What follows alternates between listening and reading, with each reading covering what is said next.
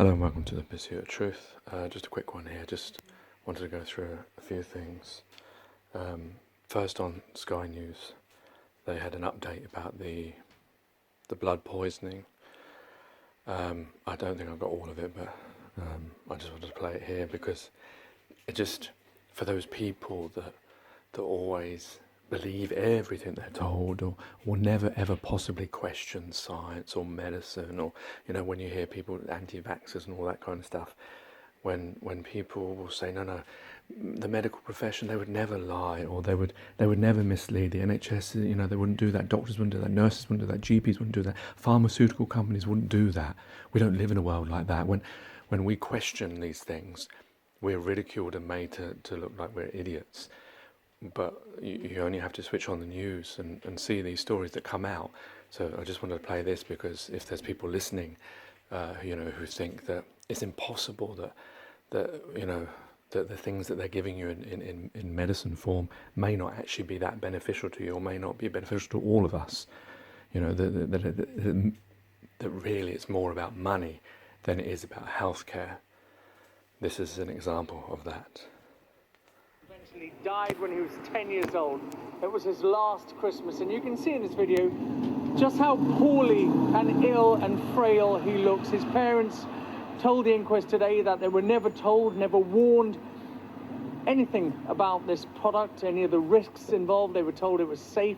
It had been sourced from Britain, this product called Factor 8. They were never warned by the doctors who suspected when Lee was just 4 years old that he had HIV, and we were shown a letter in court written from one doctor to another, and Lee's parents said it was the first time that they had actually seen this letter, and the last paragraph read, "He is symptomatic at present but will sooner or later develop full-blown AIDS syndrome from which he will die." This is a letter written from one doctor to another, never discussed with his parents. And after this video played, Denise Turton was given an opportunity to say exactly what she thought about the way that her son had been treated and the rest of the people who were infected with Factor 8. This is what she had to say.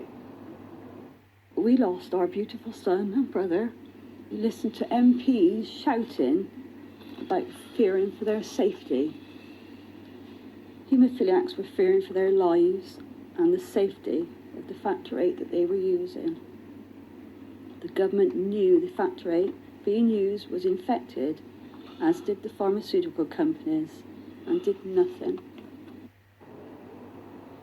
So a very emotionally charged morning, but there you can hear in Denise Turton's voice the anger that all the families who will be giving evidence here will feel that they were utterly and totally betrayed by the doctors and the pharmaceutical companies. Ashish, thanks very much. So there you go, you see. So for those people that think these pharmaceutical companies and doctors and the NHS and governments wouldn't let something go through that would harm you, there's your proof. Now, I'm not saying that can be used as carte blanche for every single medicine, but what it does show is that there is the ability for these people that we trust with our children, with our lives, to do things that, you've got to ask yourself, well, why did this happen? What was the motivation for these doctors to hide information from parents? What was the reason? Why did they do that? Why did they collude with the government and the pharmaceutical companies and not with the patient's parents? Why? What forced them to do that? And also when it comes to the pharmaceutical companies and the government, that they knew that this blood was contaminated, Factor 8. Why didn't they just quickly pull it out when they found out? Why did they continue? Why did they hide it? I mean, obviously it's a human thing to hide your mistakes. That's why we all do that. But the fact is they're entrusted. And the pharmaceutical companies, they must test these things before it comes out. And I know that people are going to say, and this will be the argument, so that you can't use this for today, is that this is back in the 70s and the 80s and this kind of thing wouldn't happen now. But this is just, this is just something that's come out. It's a bit like the case with just because something isn't out yet doesn't mean that it doesn't exist. There may be loads of these that are being hidden under the surface. This is just because these parents have been brave enough to fight for this for such a long time, and it's taken such a long amount of effort to get to this position now, because most people will give up. But, you know, it says it all, really. And this was another interesting thing. There was, it was on Britain's Got Talent. They decided to do a minute silence so that you all could talk with each other. I'm not going to play that clip. I'm going to play the clip on Gogglebox. Gogglebox is a TV program where people watch television and you see how they react. And the interesting thing about this is how when people were told, here's a minute silence, it's just so that you can all talk to each other, people didn't know what to do because they weren't explained enough. It just goes to show you how sheep-like we've become, that they were confused by the fact that they were told that now you can talk to each other. They didn't know whether they were meant to listen, sit in silence, or talk. I mean, and these are just ordinary people. It just goes to show you how programmed we are and how we need to be told every single detail before we're able to do it. That's how, you know, isn't that imagine how do humans get to this state where the television, I mean, it's a bit hypocritical because it's the television that's causing the problem, is then able to put, you know, give you, you know, pretend, be a bit pretentious as it were, you know, that, oh, here's a minute, you can do it, and you don't even know what to do. Even when I was watching it, I was thinking, why aren't they talking? Aren't they meant to be talking? But they were silent so we could talk. But what about all the people inside? Why weren't they talking?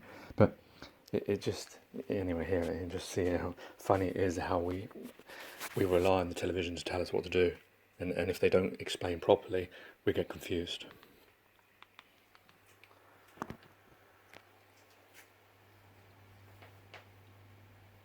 He was big, bold, and sparkling with gold.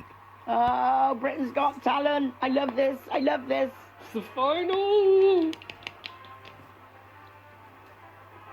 Thank God. It's the best of the best, innit? It's the creme de la creme. Are you having a laugh? That's what it is. No, there's been some real good acts on it. I wouldn't exactly call it the creme de la creme.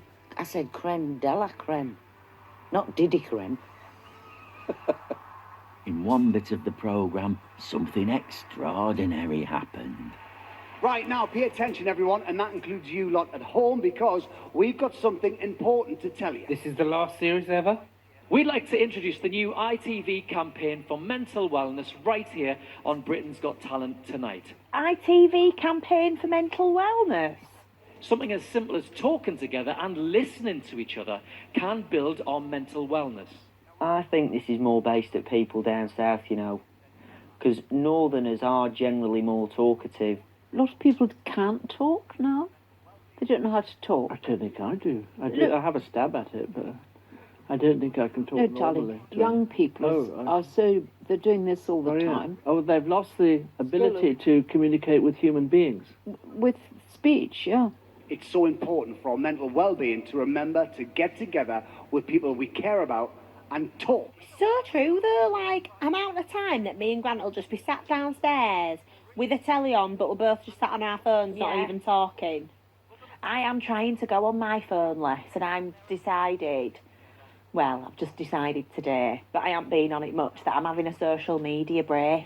So, right now, we're going to try something that's never been done before. Oh, what? Do something that's never been done before. What are we doing? To help Britain get talking, we're going to pause this show. What? They're pausing the show? For how long?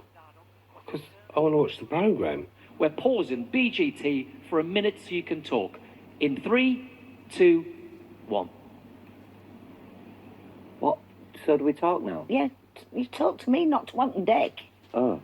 You've got to talk to me. You've got to talk to people. Yeah, we've got to talk to people. Well, you talk to me and I'll talk to you. You're right, then. Look at it. That's weird, isn't it, seeing this on telly?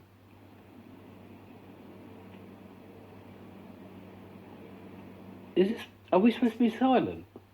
No, it's supposed to be talking. Why is no one talking? They're not doing much talking here, are they? No. Well, they're not at home. I mean, I wouldn't like to start talking about my problems in the middle of an audience, would you?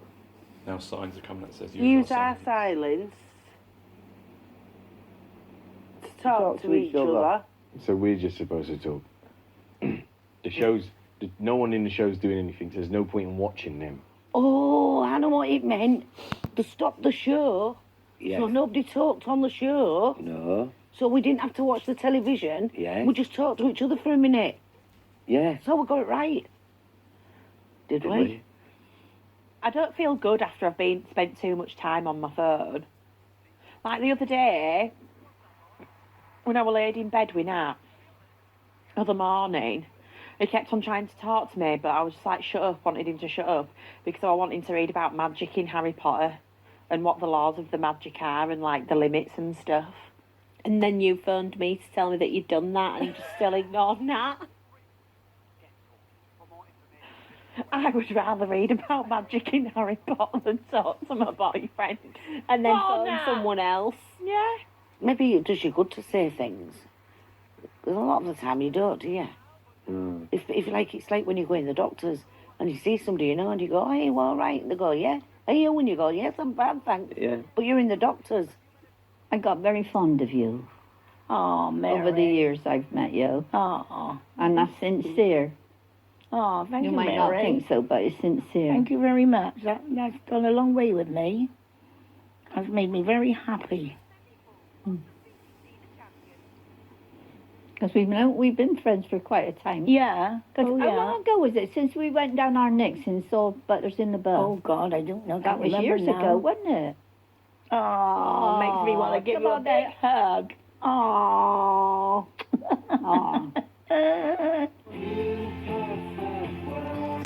So it seems like the only ones who really got it were the old people, probably because they were used to talking before television came along.